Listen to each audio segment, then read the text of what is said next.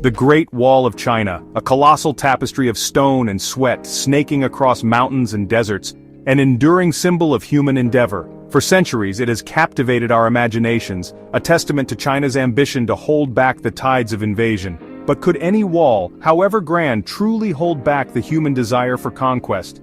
The Great Wall, for all its majesty, was never intended as an impenetrable barrier. Its purpose was multifaceted: to control trade, regulate migration, and project an image of imperial power. Its imposing presence served as a deterrent, a warning to potential invaders.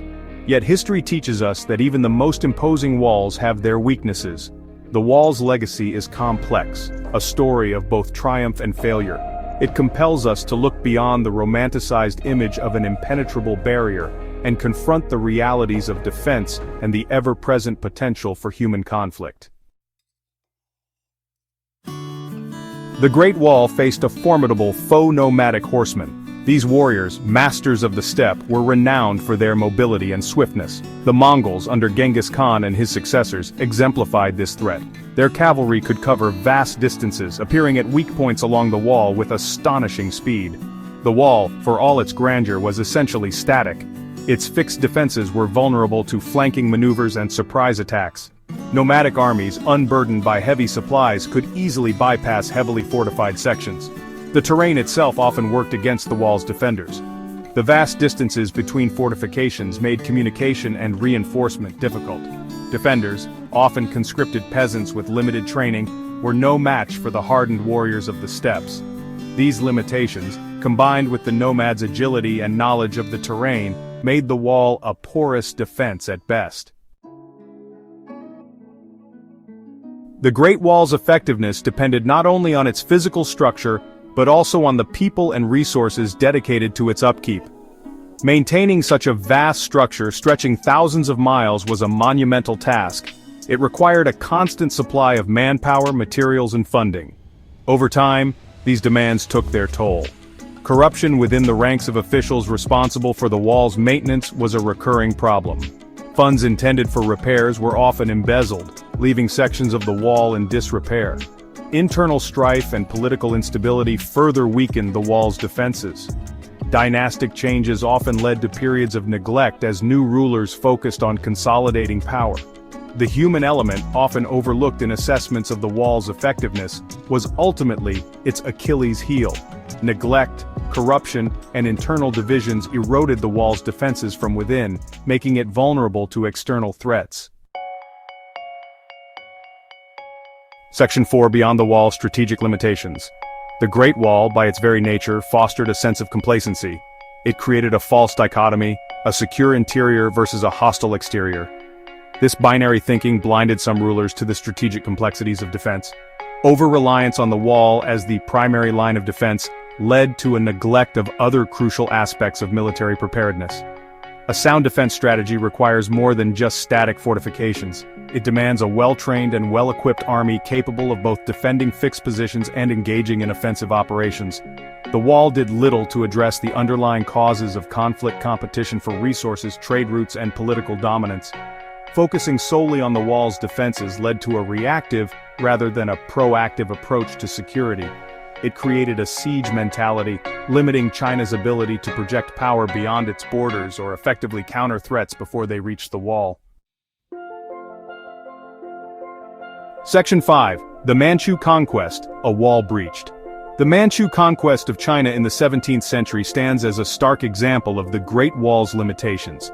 The Manchus, a semi-nomadic people from Manchuria, exploited internal weaknesses within China to bypass the wall and topple the Ming dynasty. This was not a case of the wall being physically breached. It was a failure of leadership, strategy, and ultimately trust. The Ming dynasty, weakened by corruption and peasant uprisings, faced a formidable enemy in the Manchus. The Manchus, led by Nurhaci and his successors, were skilled warriors and shrewd strategists. They unified various Jurchen tribes and forged alliances with disgruntled Ming generals. The Manchus bypassed the Great Wall, not through brute force but through cunning and opportunism. They exploited a rebellion led by Li Zicheng, a former Ming official, which had captured the capital Beijing. Wu Sengui, a powerful Ming general guarding the Shanhai Pass, a key passage through the wall, chose to side with the Manchus, opening the Shanhai Pass and allowing their forces into China proper. Section 6. The price of protection, economic strain. The construction and maintenance of the Great Wall placed an enormous burden on the Chinese economy. The sheer scale of the project required vast quantities of resources: stone, brick, timber, and most importantly, labor. Millions of laborers, many of them conscripted peasants, toiled under harsh conditions to build and maintain the wall. The economic cost of the wall went beyond the immediate expenses of construction. The diversion of manpower and resources from agriculture and other productive activities hampered economic growth. Taxes levied to fund the wall's construction and maintenance fueled resentment among the peasantry, contributing to social unrest. The wall's impact on trade is also debated. While it aimed to control and regulate trade, it also hindered the free flow of goods and ideas. The Great Wall, while conceived as a symbol of strength and security, came at a steep price. Section 7. Lessons from Stone and History. The Great Wall of China stands as a monument to human ambition, ingenuity, and the enduring quest for security. Yet, its history is a sobering reminder that even the most impressive walls have their limitations. It teaches us that true security requires more than just physical barriers. It demands a multifaceted approach that encompasses diplomacy, strategic thinking, and a willingness to address the root causes of conflict. The wall's legacy is complex, a tapestry of successes and failures. It did serve as a deterrent against some invasions, facilitated trade and communication, and provided a sense of security for centuries.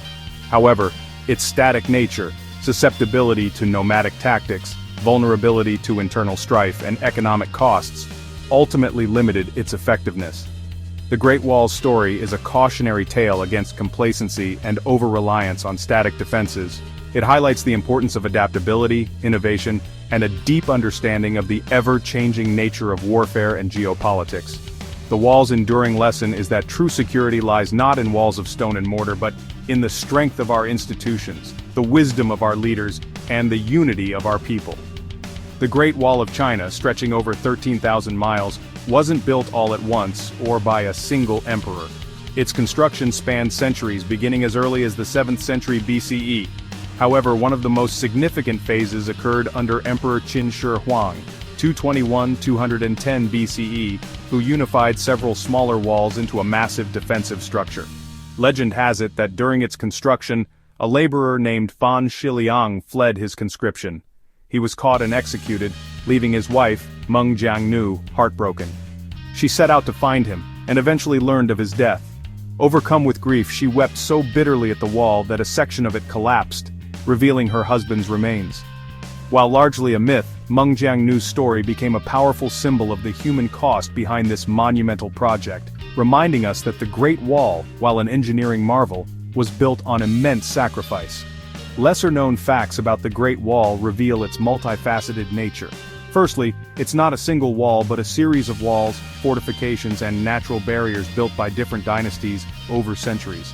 These walls were constructed in sections, often made of different materials like tamped earth, wood, bricks, and stone, depending on the region.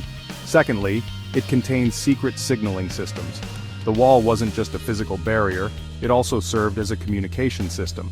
Soldiers used smoke signals, fire beacons, and flags to warn of invaders. For example, one smoke signal meant 500 enemies, 2 meant 1,000, and so on. Thirdly, it extends underwater. In some places, the Great Wall stretches into rivers and seas. The Shanhai Pass section, known as Old Dragon's Head, dips into the Bohai Sea, making it look like a dragon drinking from the ocean. Fourthly, some parts are disappearing. Nearly 1/3 of the Great Wall has eroded or disappeared due to natural weathering and human activity, such as locals using its bricks for building homes. Preservation efforts continue, but some sections are beyond recovery. Lastly, it wasn't always effective. Despite its size and reputation, the wall couldn't always stop invaders. The Mongols, led by Genghis Khan, famously bypassed it by bribing or defeating guards. This highlighted that the wall was only as strong as the soldiers who manned it. These facts reveal that the Great Wall is not just a marvel of engineering but also a testament to history, culture, and human effort.